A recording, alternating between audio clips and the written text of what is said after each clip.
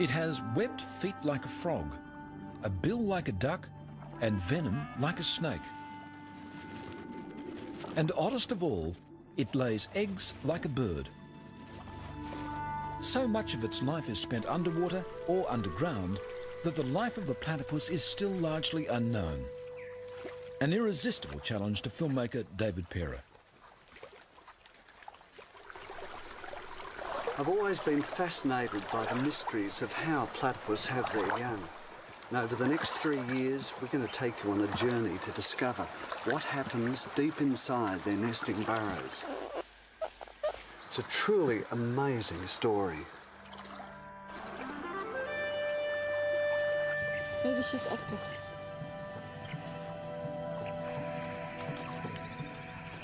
By tracking its daily life, researchers will help Pera reveal the most intimate moments in the life of what is surely the strangest animal on Earth.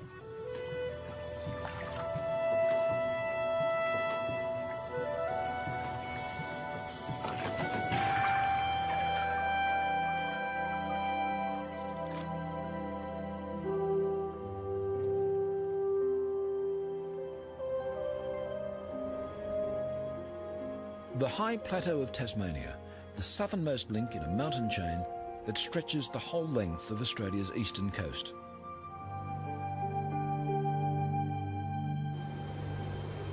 When the winter blizzards blow in from the Southern Ocean, life here gets tough.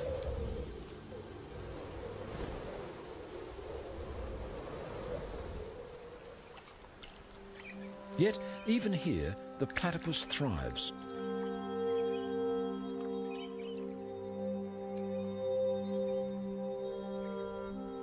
Its thick fur provides near-perfect insulation as it forages for a sparse living in the frozen tarns.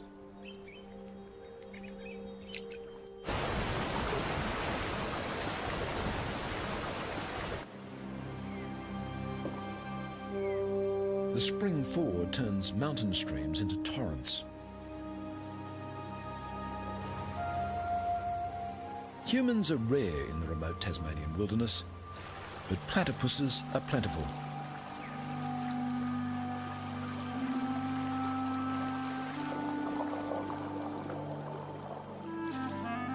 There's prey to catch with their probing bills under every rock. Shrimps and worms, and the larvae of aquatic insects.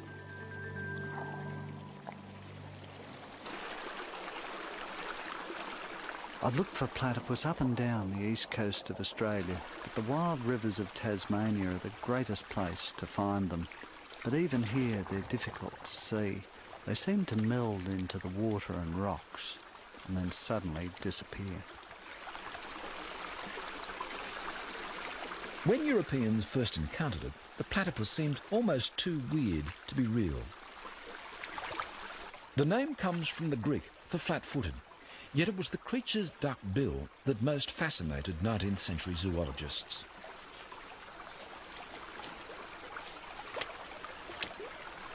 "200 years on, we're just beginning to understand what a remarkable instrument it is.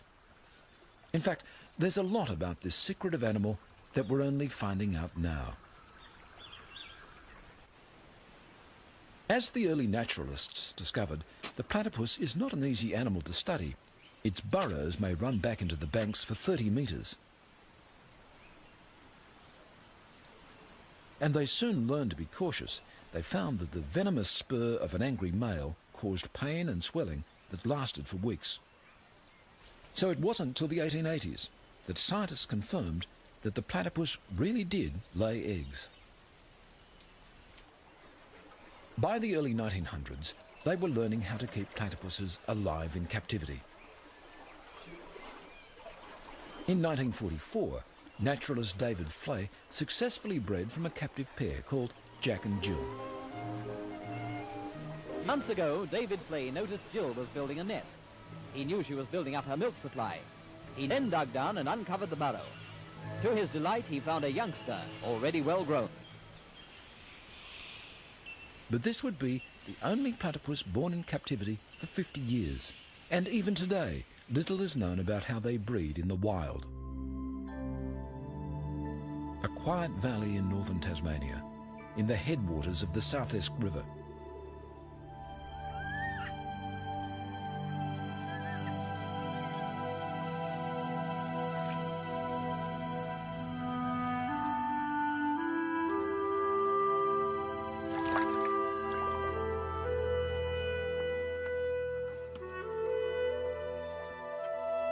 An unassuming farm dam proves an ideal site for biologist Nina Kosh. She needs to trap a female platypus, the first step in an ambitious project. It's really unbelievable that these farm dams can be such a good place for platypus to live in. They seem to be enormously productive, ideal habitat for females to breed in.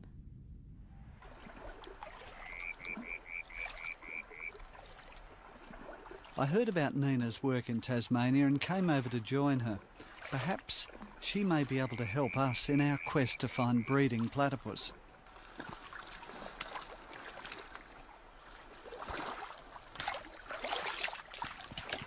Nina has been fascinated by the platypus ever since she saw one on TV as a child.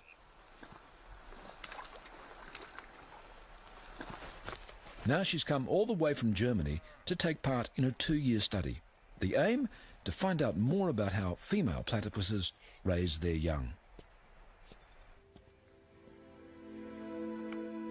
First, Nina measures the platypus's exact dimensions. The tiny craters in her leathery bill are receptors. Some are sensitive to touch, others to the minute electrical impulses emitted by her prey. Just keep on. Yeah, that will do. Be probably all enough. Not healthy enough. Next, Nina attaches a tiny radio transmitter to the platypus's fur. It needs to be tested thoroughly before next year's full-scale breeding study.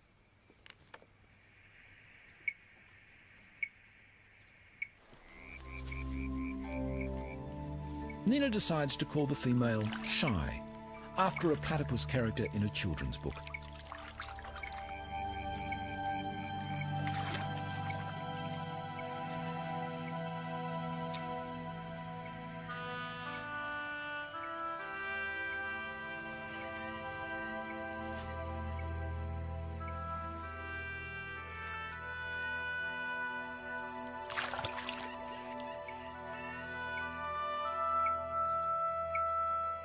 Within days, Nina has identified the precise location of one of Shy's sleeping burrows on an island in the dam.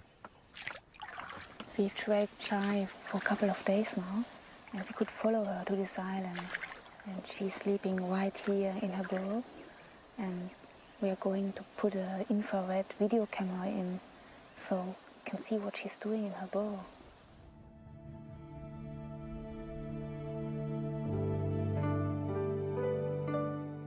Just before dawn, Shy returns to sleep.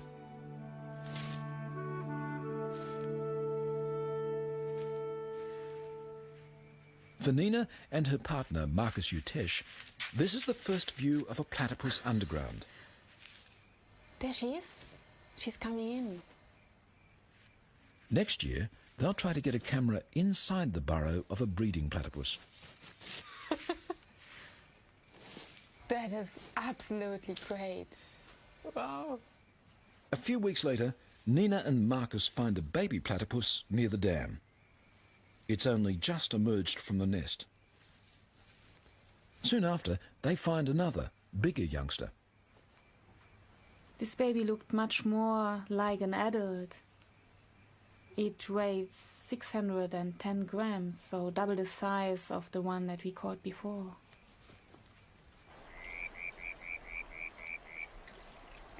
We released this baby in one of the farm dams, and then it started immediately to feed along the border of the lake. We tried the next day to see it again. I sat on the pontoon and paddled towards the little platypus. He just stopped feeding and suddenly even came closer to me. He was by far more curious than afraid. Nina is hooked. This will be an ideal location for next year's study.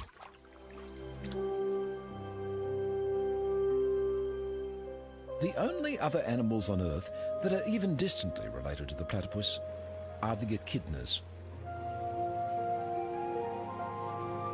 Like the platypus, the short-beaked echidna has looked much the same since the age of the dinosaurs.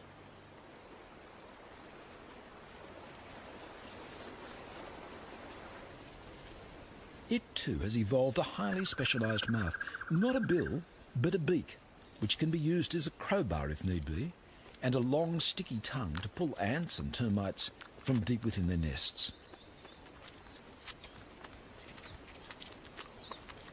Despite their different lifestyles, the echidna and the platypus share one crucial characteristic. They're the only surviving members of an ancient group of egg-laying mammals, the monotremes.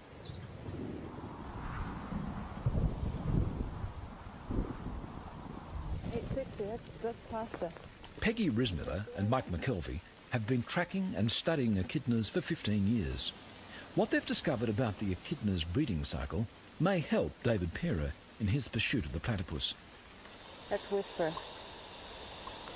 Up to a dozen echidnas at a time may be carrying transmitters. Okay. It's always worth seeing what Hari's doing.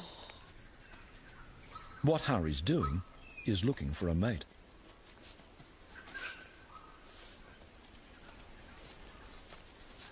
Mostly, echidnas lead solitary lives, but when a female comes on heat, males will gather from far and wide. But the females emit a scent, and the scent is called a pheromone, and it's something that humans often can't smell, but obviously the males can smell it. The pheromone, of course, would be able to go cross-country on wind and attract the males. And we've seen males cross this peninsula several times and then eventually end up with a female. Hari and several other males are already here, and Whisper is on his way. Yep, he's there. Whisper joins what's called an echidna train, a group of males all paying court to a single female. Okay. She had no burrow over here? A train can stay in place for up to a week, with the males constantly jockeying for position. They must be patient, but ready for instant action. Mating will take place just once, when the female decides that the time and the partner are right.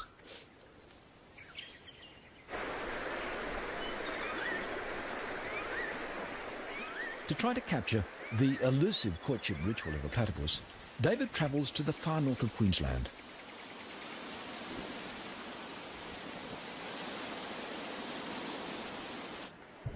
Here, in the tropical rainforest, the mating season has already begun.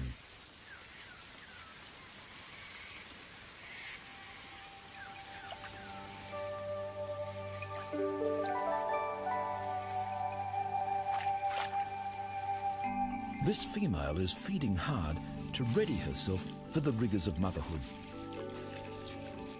Every 40 seconds or so, she must surface to breathe.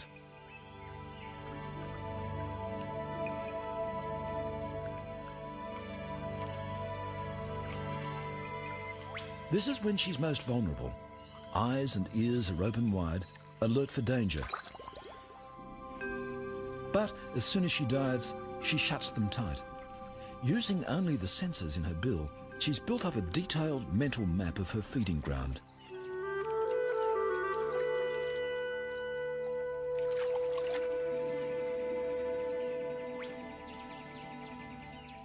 And she knows its inhabitants too, especially the resident cormorant.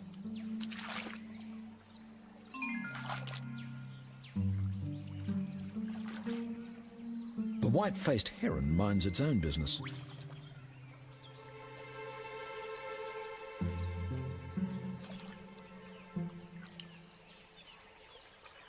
The cormorant minds the platypuses.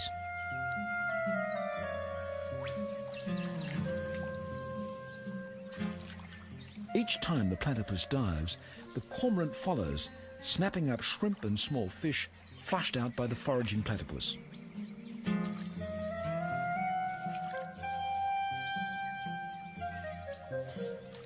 And if the platypus rests too long between dives, the cormorant lets her know it.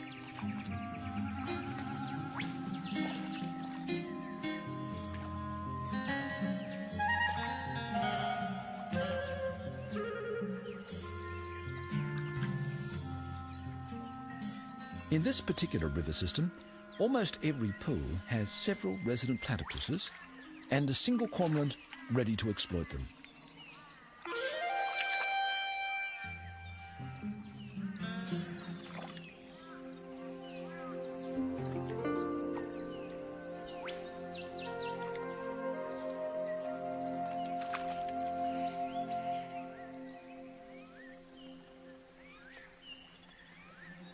The other inhabitants of the pool give the platypus no trouble at all.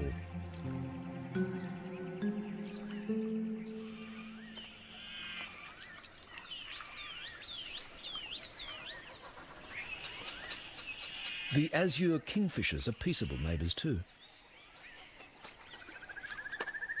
They may occasionally snap up fish and shrimp she drives to the surface, but at least they don't harass her to dive for them.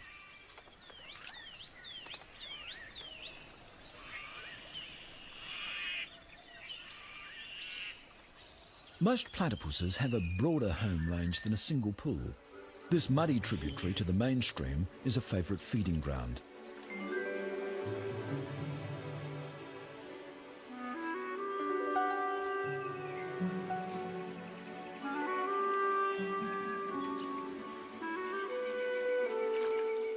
Platypuses make their way up the creek at all hours of the day and night to feed.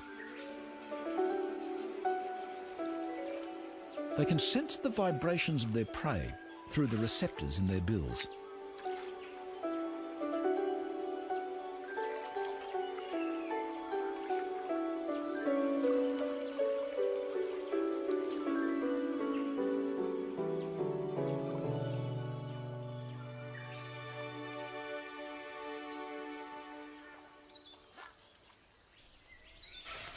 I've been here for about 3 months now and been desperately trying to find a place where the platypus are courting. I think we might be onto something here. This is firm flat. It appears to be dominated by a male, and he does his patrolling, and again it appears that there's a female who I think is just coming up to her burrow or area that she spends a lot of time at now.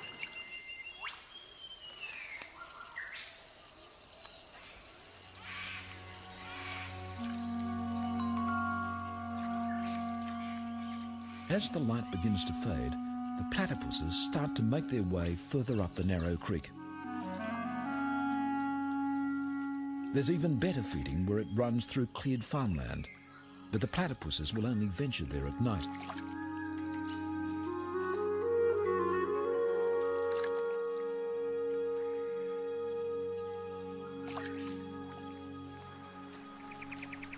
This is an ideal creek to film platypus with an infrared camera.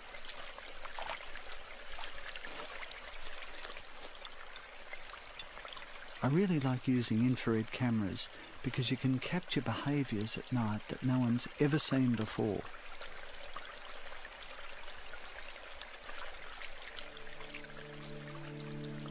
We put up a red light. The platypus can see the red light, but they don't seem to be disturbed by it. Sitting there beside the bank of the river with the water running through my boots and the legs of the tripod in the water, as the animals slowly worked their way up towards me, they would stop and glance up and then keep on coming. They were totally unafraid.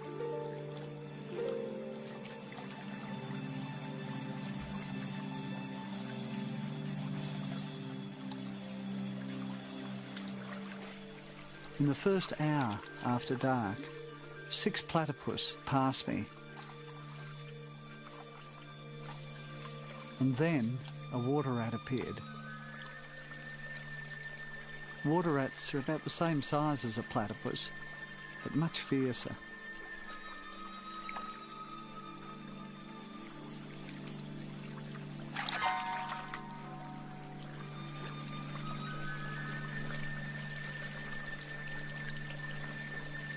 A few nights later, David Perra sets up his infrared equipment on a bridge overlooking the main river.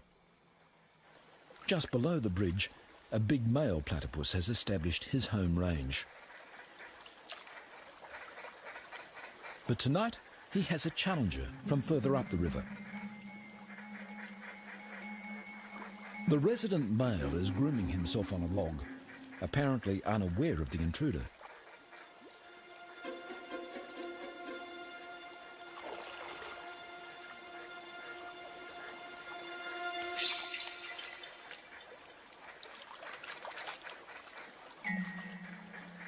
Despite being caught by surprise, the resident male has won the encounter easily. He hasn't had to use his most damaging weapon. The poisonous spur on his hind leg is fed by a venom gland that in the breeding season reaches its maximum size. Day and night now, the big male patrols his home range.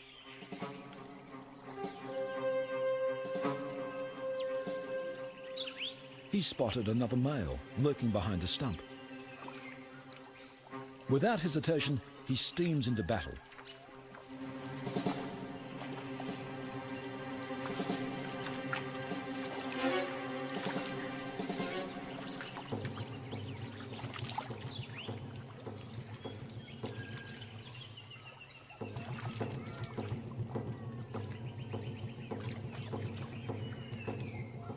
Whether platypuses regularly use their spurs in these encounters, or whether they're weapons of last resort, we don't know.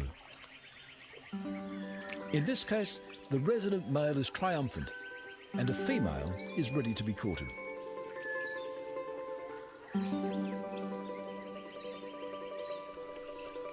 The male grasps the female's tail, and the courtship dance begins.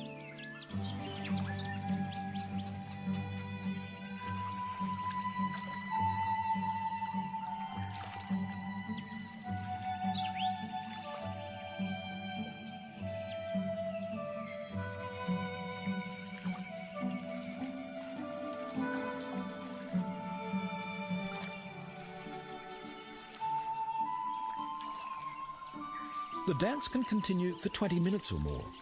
Whether the female is courted and mated by many males, or just one, is something else we don't know for sure.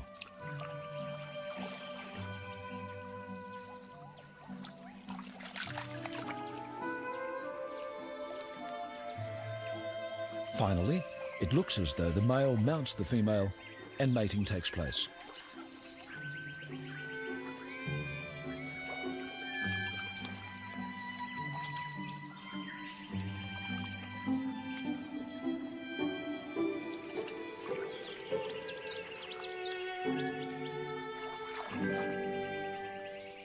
The bare patch on her tail may be a sign that she's been courted often in recent days.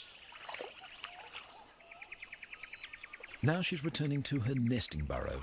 1 or 2 eggs, perhaps even 3, are on the way.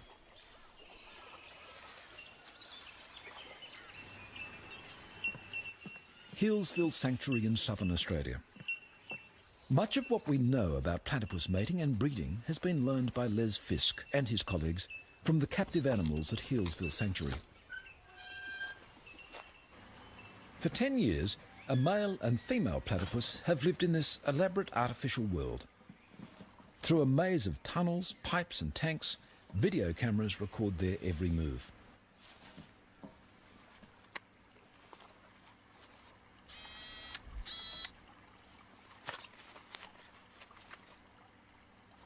Two years ago, for the first time since David Flay's success in the 1940s, Fisk managed to breed platypuses in captivity.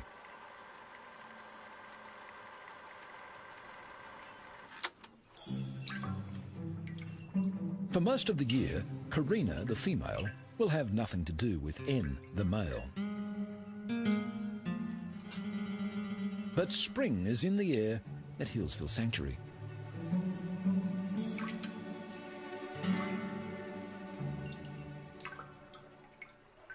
David Perra has already been manning his remote cameras for 2 weeks. Today, finally, the preliminaries are over and the serious courtship has begun.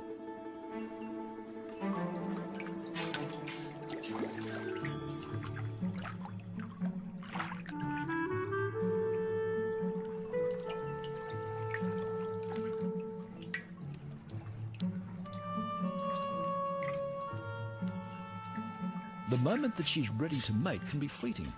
N is determined that he's the one who'll be around when that moment comes.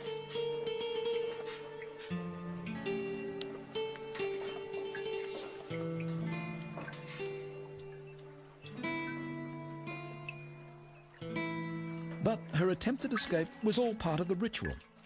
Karina soon returns to the dance.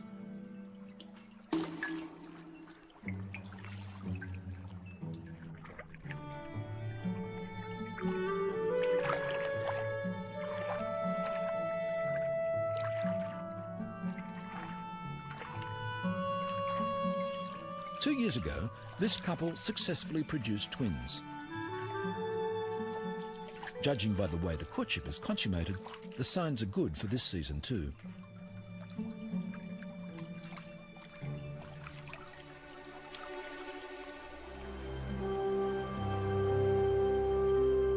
Summer has come again to Tasmania, and its wild rivers are swollen with melting snow.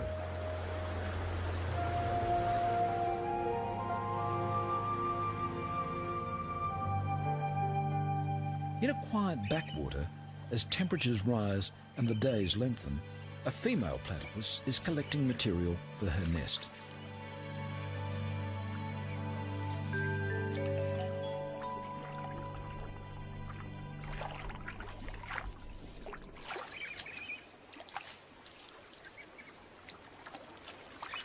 She takes leaves one by one in her bill and jams them under her tail.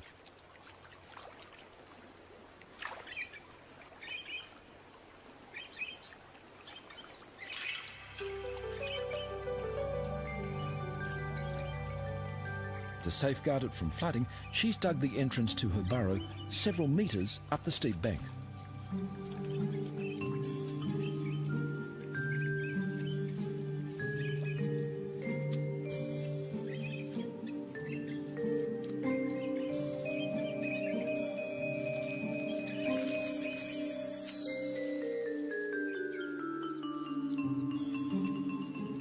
Over the next few days, she'll make dozens of trips like this, until the nesting chamber at the end of her long burrow is lined with sticks and leaves.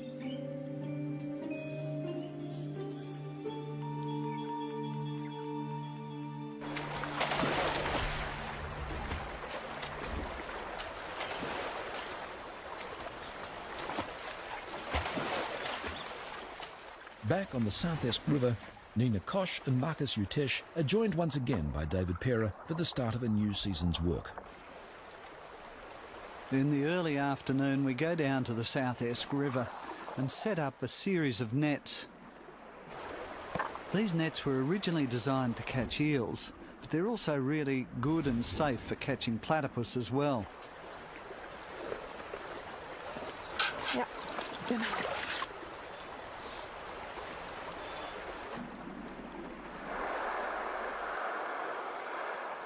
They position the nets across the water flow to trap the nightly traffic of platypuses as they feed up and down the river.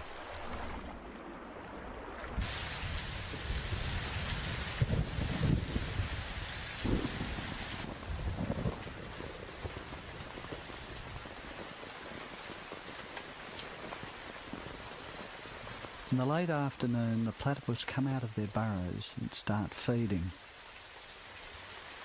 They're very good at avoiding nets because their sensitive bill can pick up the water flowing through the mesh. Many evade the nets, but eventually we catch one.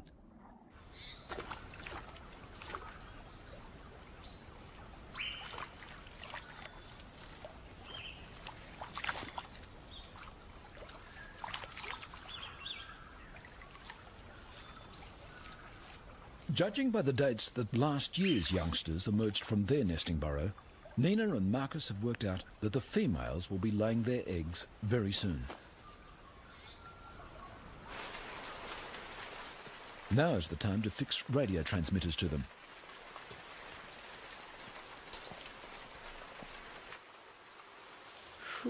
This one has a large bare patch on her tail, a sign that she's probably been courted intensively. The tail. Yeah, but on all the animals.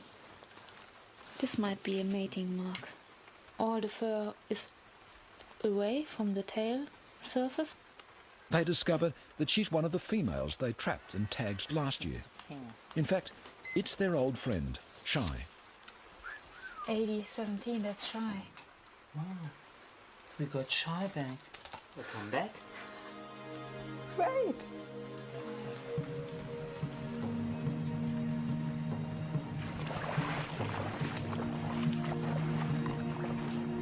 After several weeks' exhausting work setting nets up and down the river, Nina and Marcus managed to catch 7 females.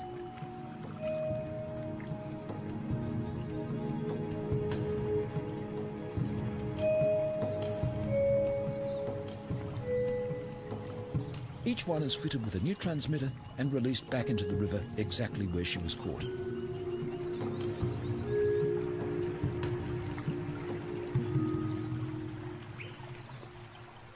For Nina and Marcus, it's the start of another period of intense work, tracking all 7 females for hours at a time.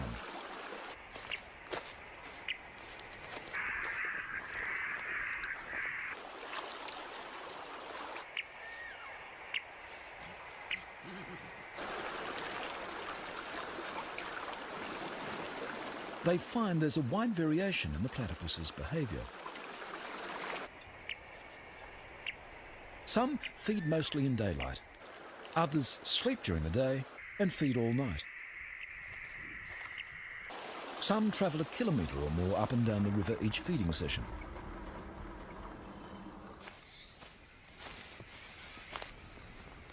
Others, including Shy, feed in one pool most of the time.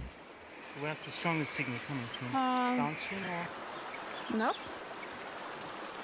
She must be sitting in there. Wow. Shy sleeps in the same burrow each day. Nina and Marcus want to pinpoint its exact location because there's a good chance it's where she's built a nest and is nursing her young.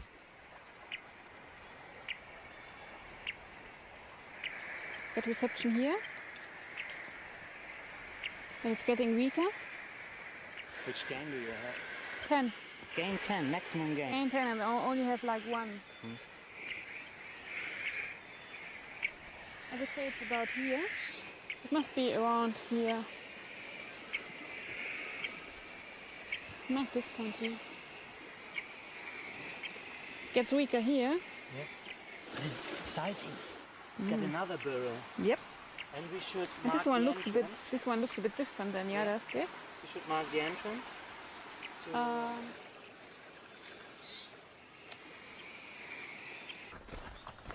Meanwhile, Peggy Rismiller and Mike McKelvey are still keeping track of their echidnas. You think try again from here? Oh yeah, right towards that cypress. 3 weeks ago, this female was at the head of a mating train. She should by now have laid an egg.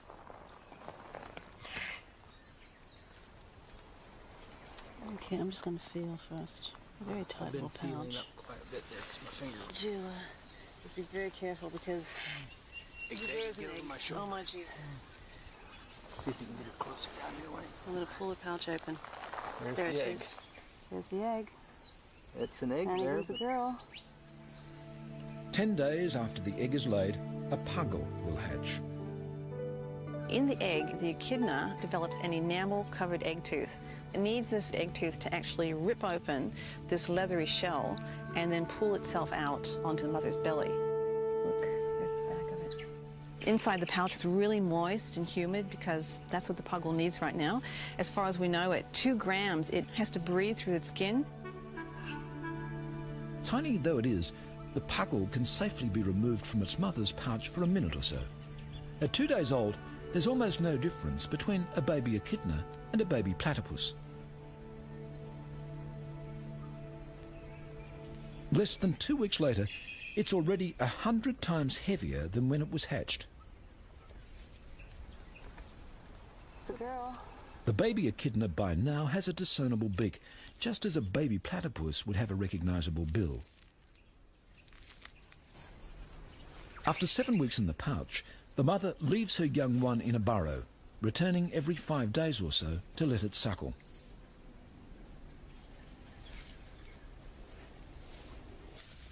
Instead of nipples, the mother has specially adapted paws, clustered in patches on her tummy. As the baby suckles, the mother expresses the milk through her skin. It doesn't need its eyes. I think it's like all very small animals. They go on scent, and so the young is scenting where the milk patch is. At 6 months, the young one is almost ready for independence.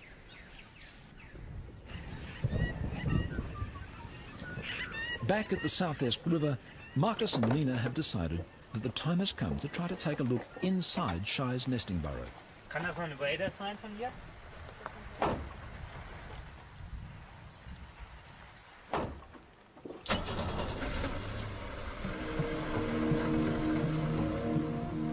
Shy has been feeding regularly for 16 hours in every 24, returning to the same burrow each day to sleep. They're sure she's nursing young.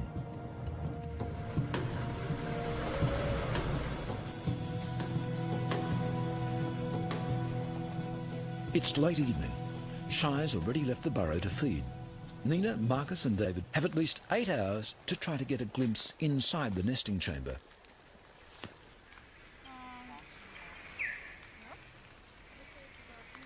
First, Marcus drills a hole carefully into the burrow roof. Frequent measurements over the past 2 weeks have told him exactly where and how deep to drill.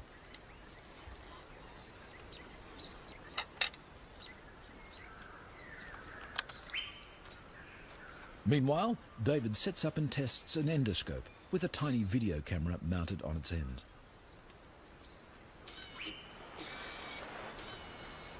So down is like that. Yep. We straighten it up. It was really exciting going down into the nest chamber for the first time. Those are roots coming down into the top. And then we saw the entrance to the chamber itself. And the nest was a really complex structure. It was tightly woven leaves wrapped around with sticks and roots. There was even some green plastic in amongst the leaves. Yeah, that's the roof there, I think. But that's when our frustrations really began. Over a period of 17 days, we went in 6 times into the burrow, but we just couldn't penetrate the nest.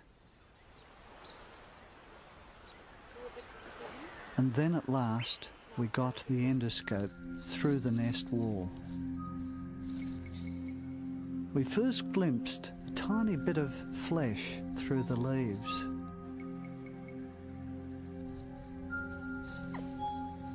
And then another period of frustration, half an hour trying to get a glimpse of the bill.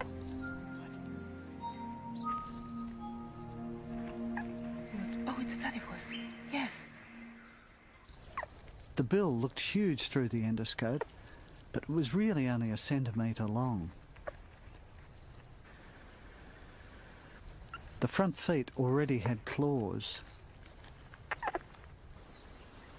And then, to our amazement, we saw there were 2 babies, not one, crammed into the tiny nest.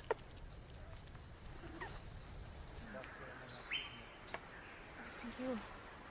3 weeks later, we went into the burrow again, and we found them immediately. It's incredible.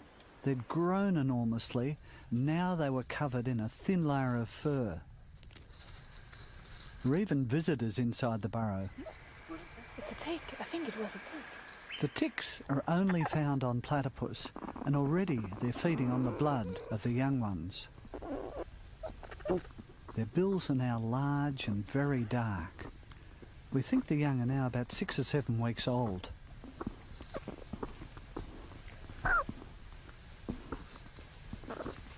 We're eager to see how the various parts of their body have developed. Their front feet have webbing between the toes, and on their back foot is the beginnings of a spur. The smaller one is female. The larger one has a much bigger spur, It's obviously a male. We called him Bigfoot.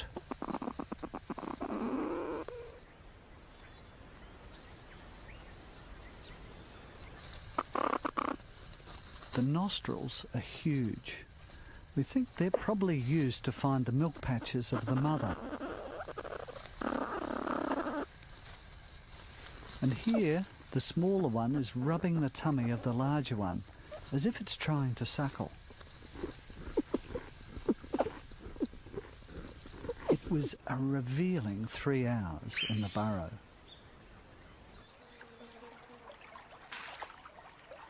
Nina is spending hours each day by the riverbank recording Shy's feeding patterns.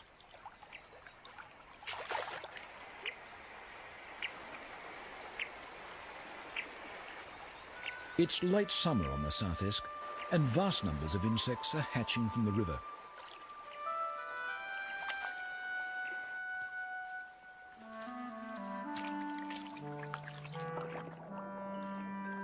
It's an ideal time for Shy to be feeding her young. She's just feeding enormously. She spends 16 hours out in the river, and she just goes along the river, and wherever she is, just feeds. Unbelievable hungry little female.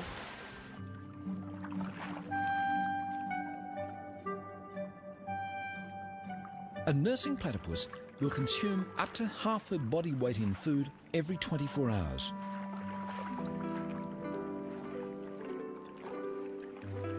Most of it consists of tiny morsels, which she must somehow find and separate from the leaves, mud or gravel on the riverbed.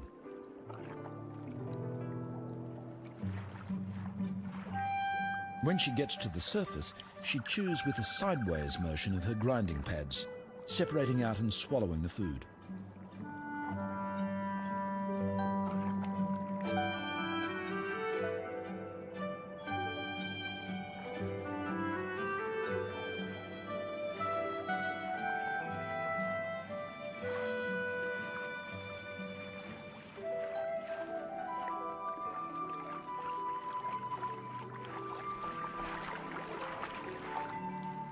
In a single feeding session, she may dive up to 1,000 times.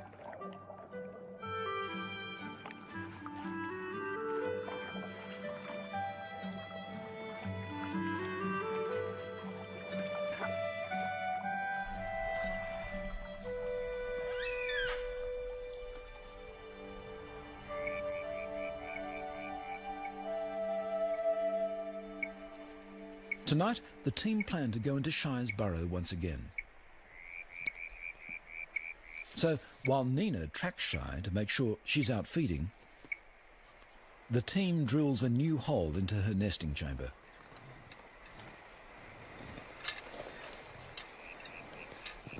This time, they're installing a tiny remote-controlled camera that will be able to film Shy feeding her young without disturbing her.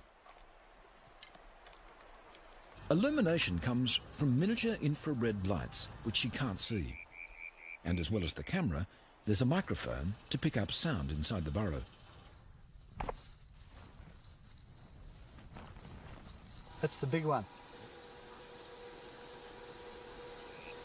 There, oh.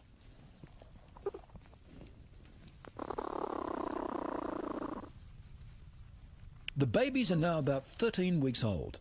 Their eyes are open, their bills are fully formed, and their coats have grown thick.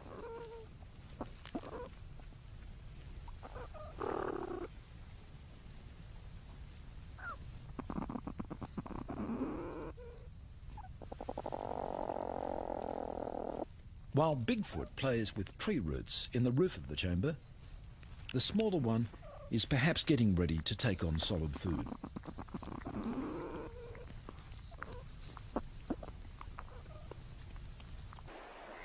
Nina warns that Shy is on her way back to the burrow.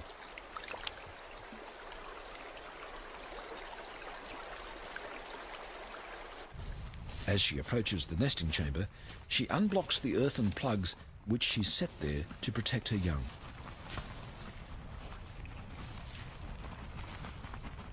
Then she's through into the chamber. Here we go.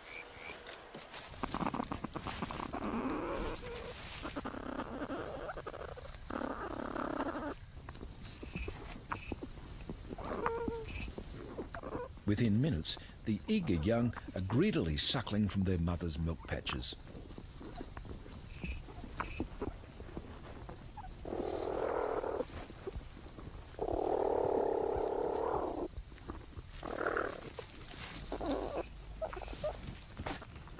But the team is about to see behaviour that no one has ever seen before. That is amazing.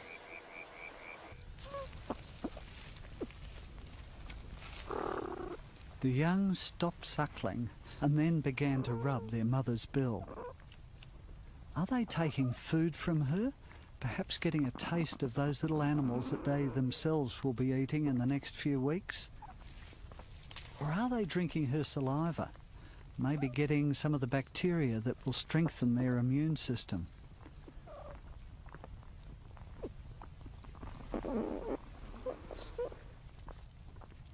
We don't really know what we're seeing in these extraordinary pictures.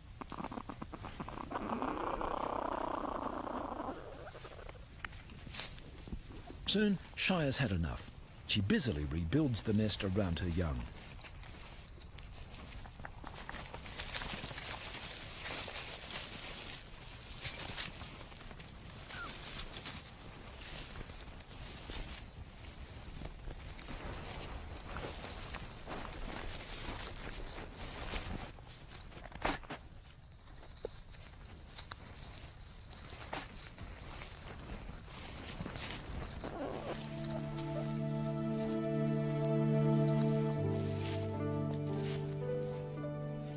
And then she's gone, leaving a tangle of tails and bills behind her.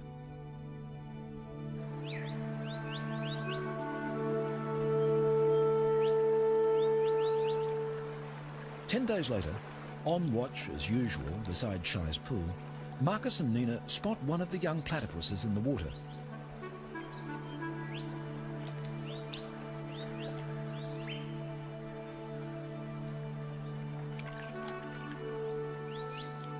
Bigfoot, the male, has emerged from the nest. The team watches, enthralled, as the last chapter in the drama they've been following for months unfolds.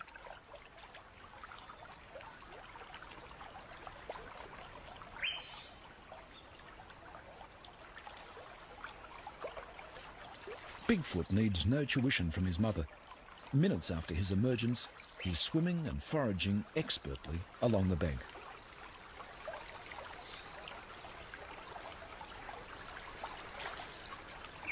He asserts his independence swiftly. Within a few weeks, he's travelling well upstream from his mother's pool. Soon, he'll have to leave this rich feeding ground. He's trespassing on the home range of older, larger males.